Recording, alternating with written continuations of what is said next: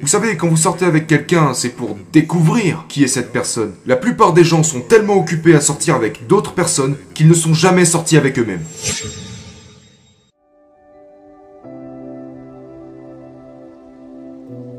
Les ceintures régionales des États-Unis, ainsi que les centres-villes, pleurent la même chose. Le manque d'opportunités. Et donc ils se tournent vers la Maison-Blanche pour résoudre le problème. Et la réalité est que ça n'arrivera pas. Ça n'arrivera pas.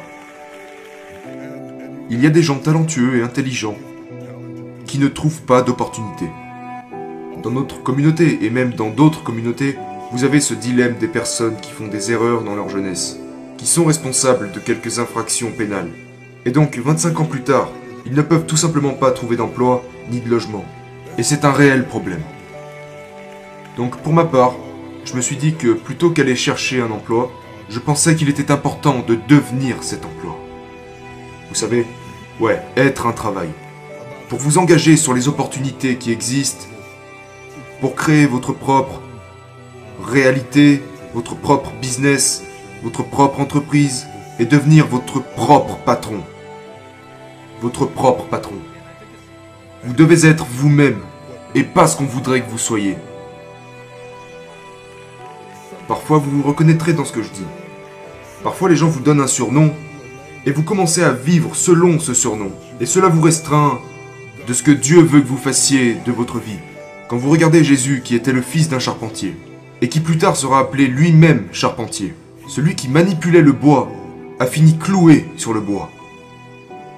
Et ce qui se passe dans la vie à mesure que nous évoluons en tant que personne, nous ne pouvons pas nous laisser incarcérer par tout ce dont les gens nous décrivent, parce que sinon, nous limitons alors ce que le Saint-Esprit peut faire de nos vies. Ces événements accumulés qui s'attachent à la religion bloquent souvent notre vision de la révélation. Ouais. Et parce que j'ai été élevé par un père mourant, né entre deux bébés morts à la naissance. Et j'apprécie vraiment la préciosité de la vie. Le bébé avant moi est mort. Le bébé après moi est mort. Et ma mère s'est accrochée à moi telle une mère ayant déjà perdu un enfant.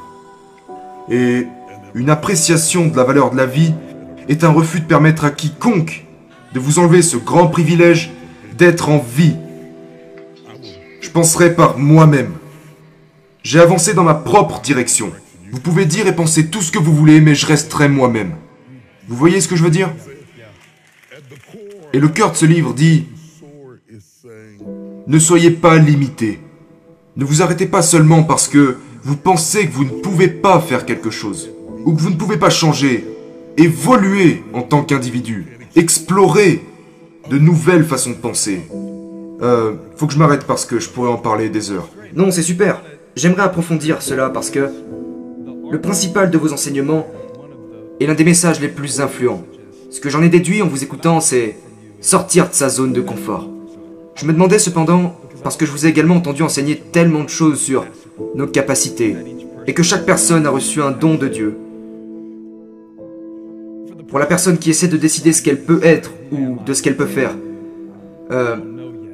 je pense que je sais ce que j'aime, mais je ne peux pas certifier si je l'ai ou non.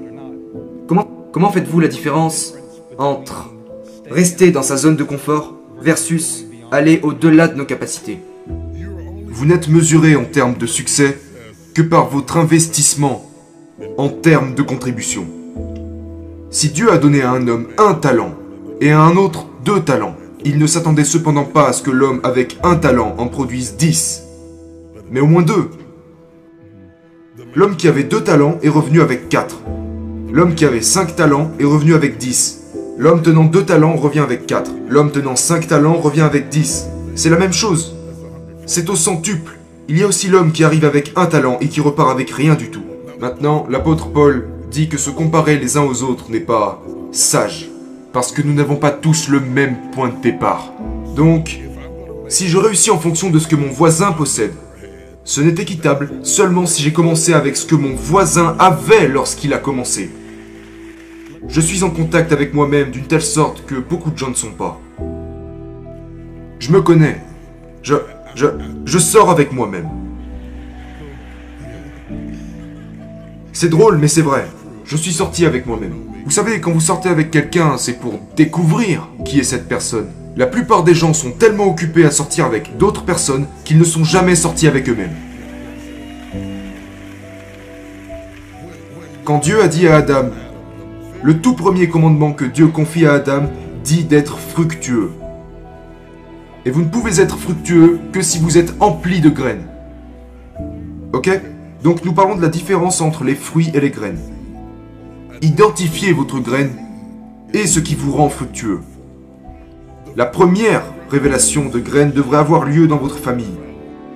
Vous devriez avoir eu des parents qui vous ont dit « Cherchez la graine ». Je vais maintenant vous raconter mon histoire de grand-père que t'as demandé. Tu vas la voir.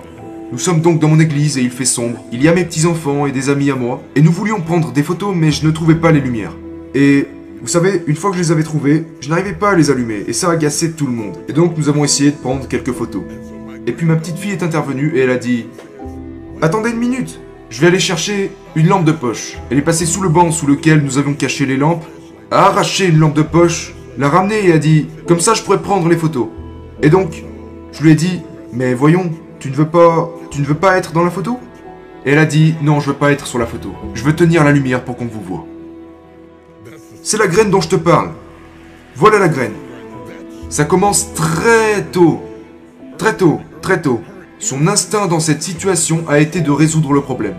Elle a dit « Je ne veux pas être sur la photo, je veux tenir la lumière. » Ce sont ces graines. Orientées vers ce canal, vers cette zone où vous pouvez cultiver ce que Dieu a planté à l'intérieur de vous. Et c'est vraiment, vraiment important. Il y a des gens dans cette pièce qui possèdent des graines dormantes à l'intérieur d'eux-mêmes. Et s'ils entrent dans la bonne atmosphère, ils deviendront des êtres que vous n'avez jamais vus avant. Mais ils n'ont pas toujours eu l'avantage d'avoir des parents qui pouvaient le comprendre, ou qui avaient le temps de le voir, ou qui savaient comment le voir. Mais même en tant qu'adulte, il reste des graines en vous dont vous ignorez l'existence. C'est ce qui est arrivé à Élie. Il réalisait la vision de ses parents. Il labourait les champs. Tous les garçons ne sont pas des agriculteurs.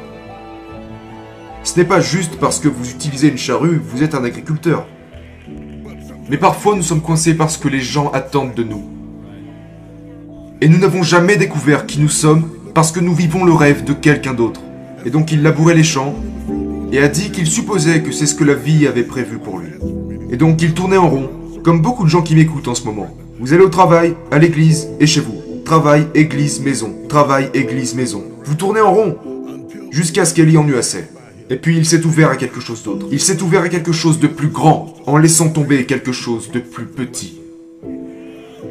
Vous comprenez ce que je dis?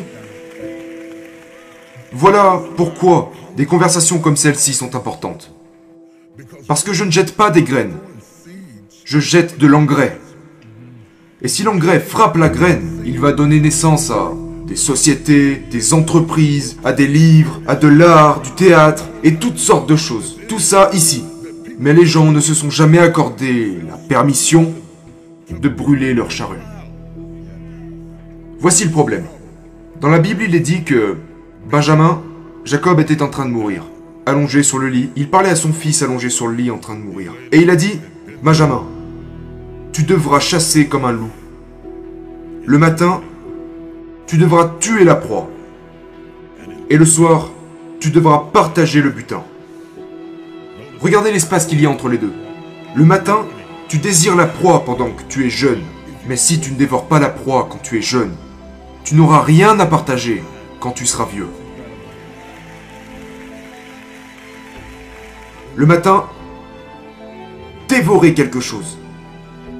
Jetez-vous tout entier à la poursuite de quelque chose. Vous ne saurez jamais ce que vous pouvez faire et ce que vous pouvez être si vous ne vous lancez pas à fond dans ce que vous faites.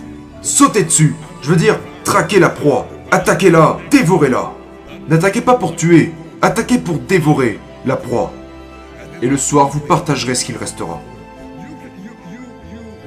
Quand vous passez tout votre temps à dire « Je suis fatigué, je ne peux pas faire ça », comprenez bien que nous devenons ce que nous disons.